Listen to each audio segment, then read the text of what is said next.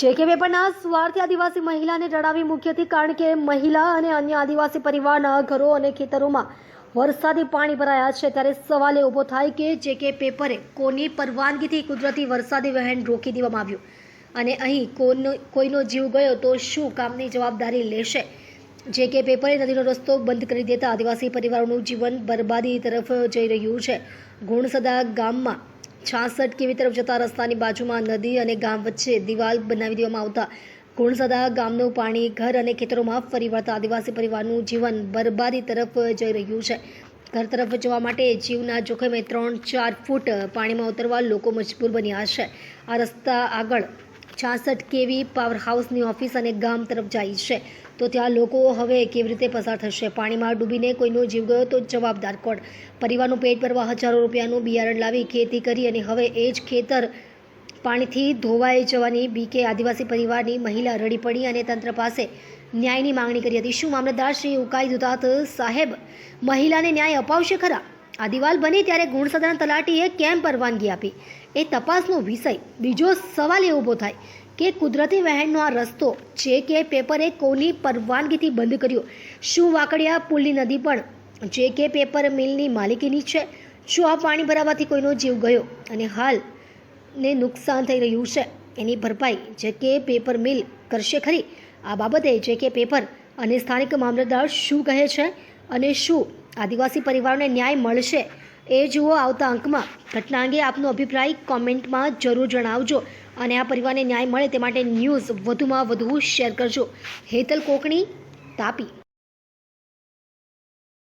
અત્યારે અમે લોકો અહીં જેકે પેપર મિલની બાજુમાં આવીને ઉભા છે। જેકે પેપર મિલની આ દિવાલ હું કેમેરામેનને કહીશ કે તમને બતાવે।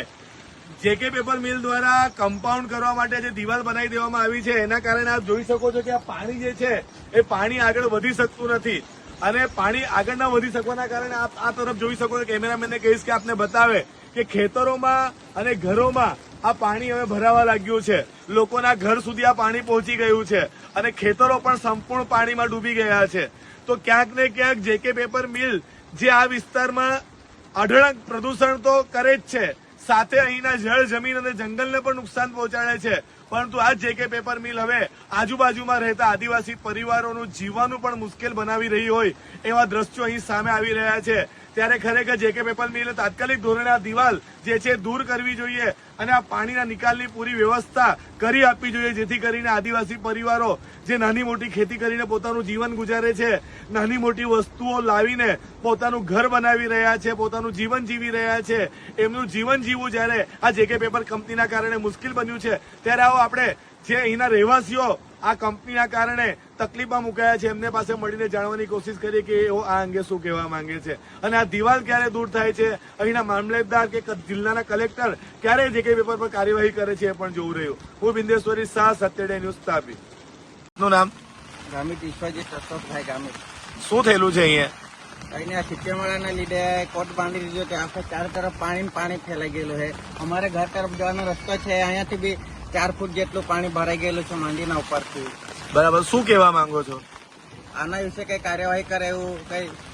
તમારા ખેતરો બી બધા ડૂબી ગયા? હા, ખેતરો બી ડૂબી ગયેલા છે તો અમારા। આનાથી પાકને નુકસાન થઈ શકે છે? થઈ શકે છે।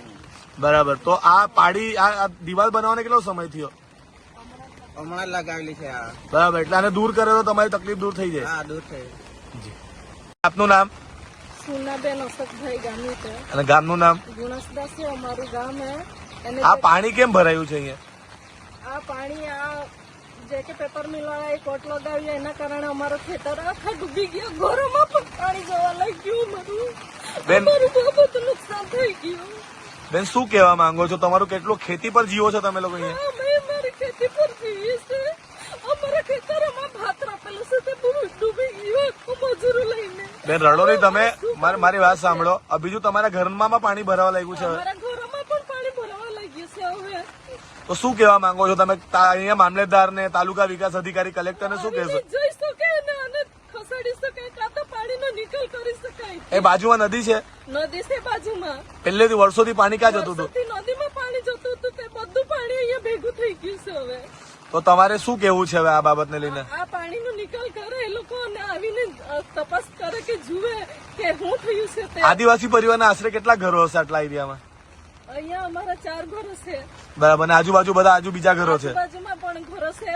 એ લોકોને પણ જવાની તકલીફ પડે છે. આખું રસ્તામાં પાણી થઈ ગયું, ખેતરોમાં પણ પાણી થઈ ગયું અને ઘરોમાં ઘૂસવા લાગ્યું પાણી. જી બેન.